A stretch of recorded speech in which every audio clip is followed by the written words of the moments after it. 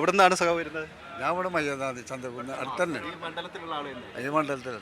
എന്താണ് ഈ ഒരു സാഹചര്യമൊക്കെ എങ്ങനെ കാണുന്നത്? ആരെ ഈ ഒരു സാഹചര്യമൊക്കെ ഈ അൻവറിന്റെ ആരോപണങ്ങളൊക്കെ കണ്ടിരുന്നല്ലോ. അതൊക്കെ അൻവറിന്റെ ആരോപണം തന്നെ ശരിയല്ല.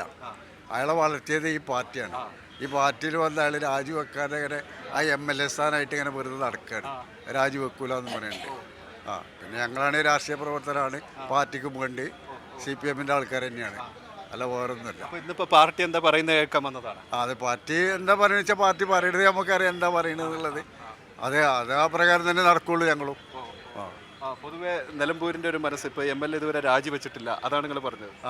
അത് നിലമ്പൂർ അയാൾ രാജിവെക്കണം, എന്നിട്ട് വേണം വർത്തമാനം പറയാം. അതല്ലാതെ ഞങ്ങളെ വോട്ട് വാങ്ങി ഞങ്ങളെ രാവും പകലും ഞങ്ങളെ തെണ്ടി നടന്ന് വീടാന്തരം കയറി വോട്ട് വാങ്ങി അത് ജയിപ്പിച്ചു. അയാൾക്ക് ഭൂരിപക്ഷം കൂടുതലുണ്ട്, രണ്ടാമത്തേന് അയാൾ ഭൂരിപക്ഷം കമ്മിയായി. അപ്പോൾ അത്രയും കഷ്ടപ്പെട്ടിട്ടാണ് ഞങ്ങൾ അയാളെ വളർത്തിക്കൊണ്ടുവന്നത്. ഇപ്പം ഞങ്ങൾക്ക് തന്നെ തിരിഞ്ഞു ഞങ്ങളെ എതിരായിട്ട്. ഇത്രേ പറയാനുള്ളൂ. പിന്നെ നമ്മളാണെങ്കിൽ രാഷ്ട്രീയ പ്രവർത്തനമാണ്, CPM-ന്റെ പിന്നെ ഇവിടുത്തെ ലോക്കൽ പിന്നെ കമ്മിറ്റി അംഗമാണ്. അതുപോലെ തന്നെ നമ്മൾ ആർട്ടിസാൻസ് യൂണിയൻ്റെ പ്രവർത്തകനാണ്.